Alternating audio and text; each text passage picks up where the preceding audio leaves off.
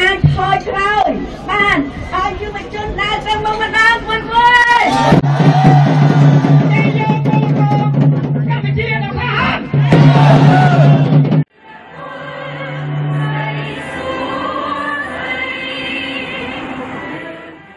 គូពួកយើងធ្វើបាតកម្មនេះគោលបំណងធំបំផុតទី1គឺយើងទាមទារឲ្យរដ្ឋាភិបាលលោកហ៊ុនម៉ាណែតរៀបចំត្រូវតែរៀបចំដាក់ពាក្យបណ្ដឹងទៅតុលាការអន្តរជាតិ ICJ ទី2ស្ដាររដ្ឋាភិបាលប្រជាធិបតេយ្យនិងគោរពសិទ្ធិមនុស្សទី3ដោះលែងអ្នកទោសមនសិការទី4ដោះលែងជនដោះស្រាយបញ្ហាមហាជនយើងពិតជំនាញមិនថានៅពេលនេះទេកន្លងមកវាតែតែមានហើយពេលវេលានេះទៀតផងដែរឃើញថាមានទូតខ្មែរនៅប្រចាំសារភារណរដ្ឋកូរ៉េគាត់បានមានការផ្សព្វផ្សាយថានឹងមានបលីមកចោះចាប់អីបែបណានោះសិតតែជាពាក្យភូមិកបអត់ទេព្រោះគេនេះគឺយើងសុំនៅស្របច្បាប់តាមដែលគេអនុញ្ញាតបើសិនជាគេមិនអនុញ្ញាតគឺយើងមិនអាចធ្វើដែរហើយសូមចងចាំថាប្រទេសខ្មែរប្រទេសកូរ៉េគឺជាប្រទេសរដ្ឋាភិបាលប្រជាធិបតេយ្យប្រទេសកូរ៉េគេអនុញ្ញាតឲ្យយើងធ្វើហើយការធ្វើបាតកម្មនេះជាសោតមិនមែនជាការបន្ទោសបង្អាក់និងបង្អើងកិត្តិយសរបស់ប្រទេសជាតិទេគឺជាការចូលរួមបង្ហាញនៅចន្លោះខ្វះខាតដែលរដ្ឋាភិបាលអសមត្ថភាពនៅចំណុចណាមួយឬក៏មិនបានចាប់អារម្មណ៍នៅចំណុចណាមួយគឺសម្លេងពលរដ្ឋនេះឯងជាអ្នកដែលបង្ហើបនិងផ្ញើសារជូនទៅរដ្ឋាភិបាលឲ្យយកមកគិតគូរអត់និយាយក្បត់ជាតិក្បត់ទឹកដីក្បត់ប្រជាពលរដ្ឋខ្លួនឯងបាទហើយមួយទៀតបាទសម្រាប់ខ្ញុំវិញការគម្រាមកំហែងគឺវាច្រើនមែនទែនសម្រាប់ខ្ញុំក៏ប៉ុន្តែខ្ញុំអត់បាត់បងស្មារតីខ្ញុំអត់ឲ្យអ្វីដែលគេគម្រាមកំហែងខ្ញុំនឹងមកគ្របសង្កត់លើខ្ញុំបានទេព្រោះកន្លងមកគឺមានការគម្រាមកំហែងគ្រប់បែបយ៉ាងបងប្អូនទាំងអស់គ្នាបានប្រហែលជាបានឃើញហើយបាទអញ្ចឹងវាអត់មានអ្វីជាសំខាន់នៅក្នុងទឹកដីដែលមានលទ្ធិប្រជាធិបតេយ្យនេះទេបាទបើសិនជាមានការគម្រាមកំហែងបងប្អូនត្រូវតែ skin shot ទុកក៏ដូចជាយើងទុកជាផុសតាងដើម្បីបង្ហាញដល់អន្តរជាតិថារបបដឹកនាំមួយនេះគឺពេញទៅដោយការគម្រាមកំហែងបាទកុំខ្លាចកុំមានការខ្លាចកុំមានការបាត់ទឹកចិត្តឲ្យសោះក្នុងការគម្រាមមួយនេះគឺវាអត់មានអ្វីដែលប្រសិទ្ធភាពសម្រាប់នៅទឹកដីដែលមានលទ្ធិប្រជាធិបតេយ្យទេ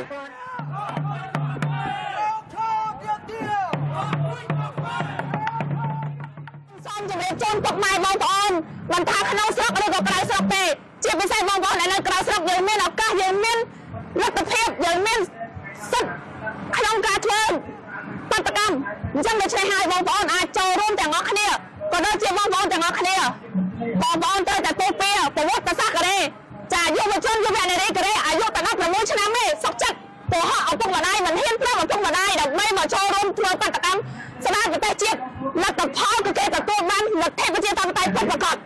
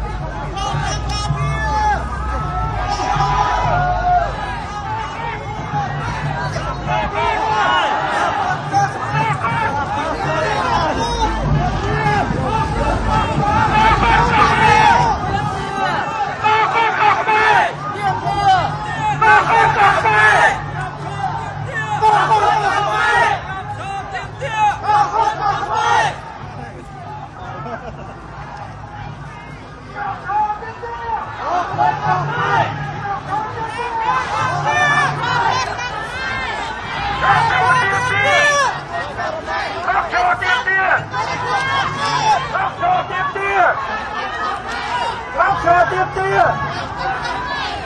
Phần từ bóng mối khối và tung và khám tiếp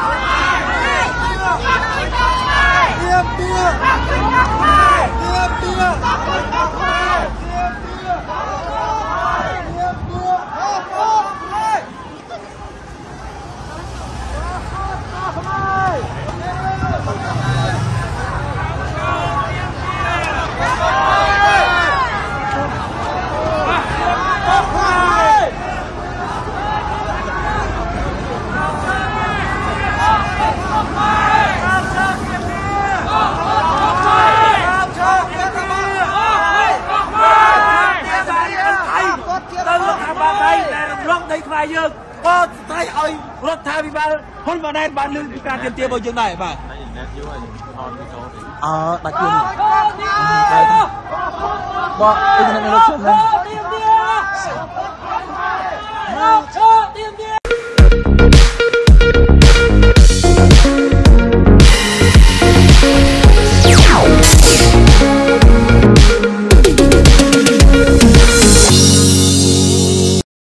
កម្ពុជាគឺជាលើកទី1ដែលអ្វីខ្ញុំផ្សេងសូមគោរពបងប្អូនជំនុំជាតិដែលកំពុងតែស្ដាប់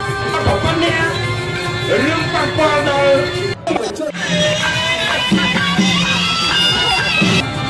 ប៉ុនខ្ញុំសុំឲ្យយើងទាំងគ្នាប្រែខ្លាចអើយបាត់ត្រមុំបងអើយយ៉ាងណាក៏ប្រងផងហើយនោះជា